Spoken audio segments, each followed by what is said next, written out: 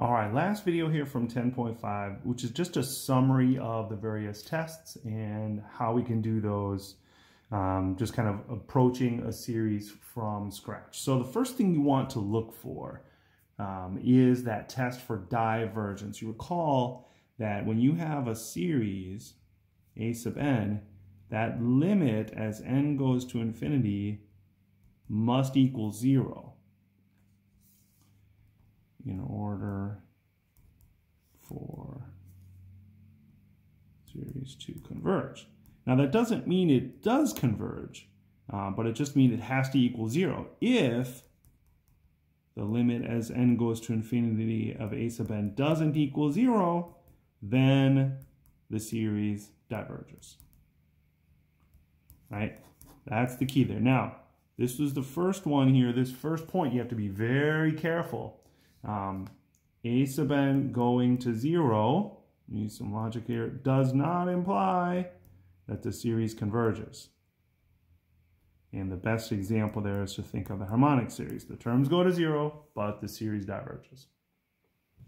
All right, second is, can you see a special series out of that? So that would be like a geometric series, c times r to the n, converges if absolute value of r is less than 1. Maybe you have a p series, 1 over n to the p. Also here, 1 is the threshold, but it converges if p is greater than 1. You can look for an alternating series, but you have to be careful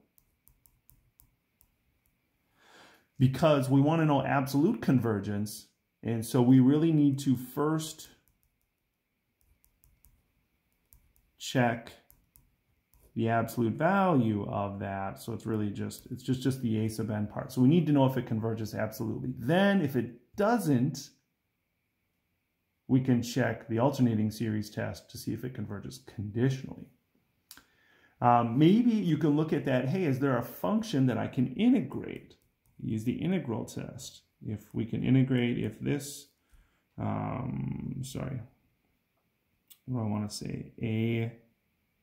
Okay, this is poorly worded. All right, if a sub n is some function of n, and we can integrate, actually, this is the problem. I'm trying to do this without my notes. All right, so if a sub n is some function of n, then the integral from 1 to infinity of f of x dx and the series both converge or both diverge. So they have the same behavior. All right, now when we get to the factorials, a power, maybe a constant to the k, that's where we look at try the ratio test or root test.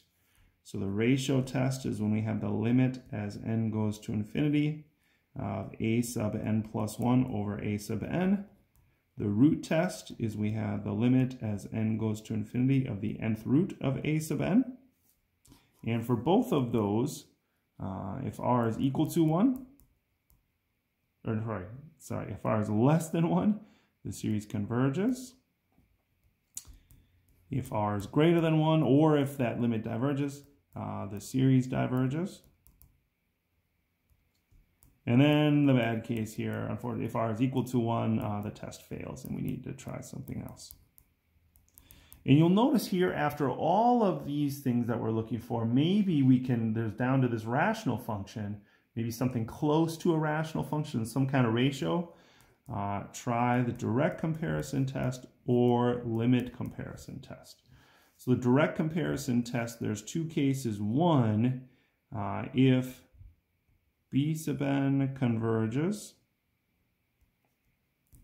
and a sub n is less than b sub n, actually here, if the b sub n series converges and a sub n is less than b sub n, then our series a sub n converges. And then if the series b sub n diverges and a sub n is greater than b sub n, then our a sub n also diverges. Right? So if we can get under a convergent series, our series converges, or if we can get over a divergent series.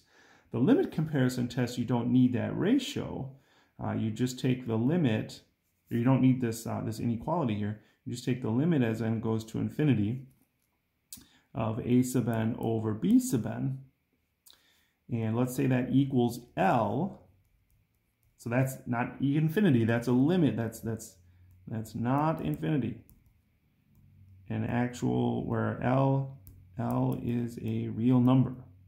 So if that limit exists and it's some real number L, if the limit is greater than 0, then a sub n series and the b sub n series either both converge or both diverge. All right. So those are the main things. There are, there's some other special cases within there. The big one that people forget about, and we just, we'll do more examples. I think that'll make it easier to see. But is this alternating series? If it has positive and negative terms, take the absolute value first and see if you can prove the convergence or divergence of that series. Then it converges. If it converges, then it converges absolutely and you're done. If it diverges with the absolute value, then you need to go back and check the alternating. I feel like I need a flow chart here like we did for the integral test, because that one especially is kind of a, it's kind of a cycle there. Be a good flow chart. I do not have one though. I do have a summary here. And so here are the different tests. The nth term test. There's a condition for what is it, how do you tell if it converges, and how do you tell if it diverges. So the nth term test, notice, how do you know if it converges? You don't. It only tells you if it diverges if you don't get 0. The geometric series, I have A, not C here, but it's right, the same idea. It converges if absolute of R is less than 1 and diverges otherwise. There's a telescoping series. We did that in the first section. You need to write out the partial sum. So you really need to find the partial sum and then take the limit as n goes to infinity of that partial sum. The P series, we've got it converges if P is greater than 1 and diverges if P is less than or equal to 1. The integral test, here where a sub n is some function of n and that function is continuous, positive, and decreasing. It converges if the integral converges and diverges if the integral diverges. We have the direct comparison test.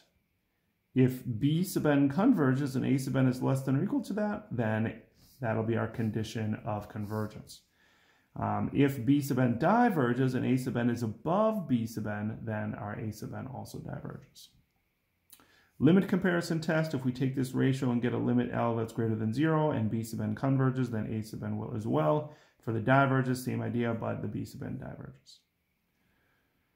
Alternating series, the condition for convergence, a sub n plus 1 has to be less than a sub n, and the terms have to go to 0. Root test, notice I put absolute values in here. So this would be, these have to be positive terms. So the root test you can use for alternating series, and you just take the absolute value. And so if you take the limit of the nth root, and that's less than 1, it converges. If it's greater than 1, it diverges. The test is inconclusive. If it's equal to 1, same thing for the ratio. A sub n plus 1 over a sub n converges if that limit is less than 1, diverges if it's greater than 1, and the test fails if it's equal to 1. So I have some practice here. I'm not going to do these on video, but I do have a scanned PDF of this ready to go in D2L, and so you can try these as examples. And these are good test level questions. So these are good practice for you to prepare for the exam.